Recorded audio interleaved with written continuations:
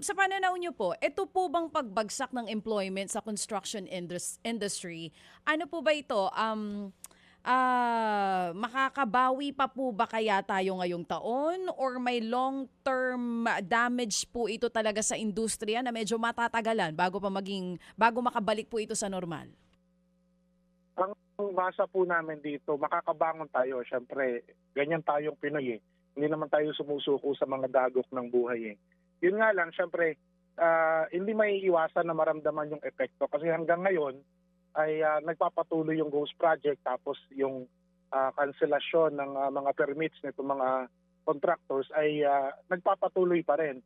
At hanggang ngayon din, yung mga involved na politiko at mga kontratistang ito, hindi pa napapanagot. Kaya yung tiwala ng mamamayan, tiwala ng mga manggagawa, sobrang baba eh.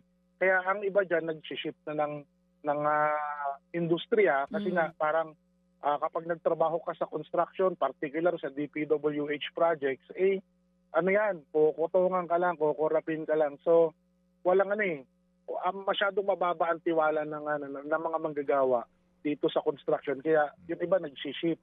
Pero naniniwala kami na yan ay makakabangon ngayong taon na to dahil namomonitor namin sa ilang mga Facebook pages ng halimbawa ng ahensya ng gobyerno, ng DOTR at ng iba pang ahensya ng gobyerno na may kaugnayan sa construction ay nagpapatuloy na yung proyekto katulad ng pagkatapos ng kaso ng mga right of way, natapos na yung mga issue ng right of way.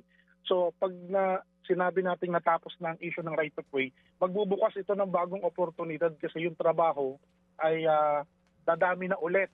Kasi natetingga yung ibang trabaho kapag may issue ng right of way sa mga proyekto eh. Pero dahil nga natatapos na yung mga issue na to at nare-resolve na, nagbubukas ito ng bagong oportunidad at nakikita namin massive na rin yung hiring ng iba't ibang contractors, yung matitinong contractors. Nakikita namin. Kailangan lang talaga dagdagan natin ng kasanayan at kaalaman itong mga manggagawa natin para umangkop yung kanilang kasanayan doon sa hinihinging trabaho ng mga proyekto natin. Makakabawi po yan, wala pong duda yan. Mga kapatid, brothers and sisters, saan ka pa? Dito na tayo sa totoo.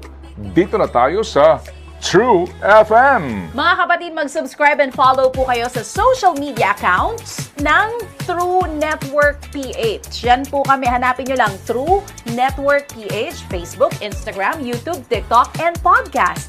Mapa Apple or Spotify man yan, mahahanap nyo kami. Lahat ng mga napapanood at napapakinggan nyo po sa programa, nasa social media accounts namin yan. So paano mga kapatid? See you sa social media!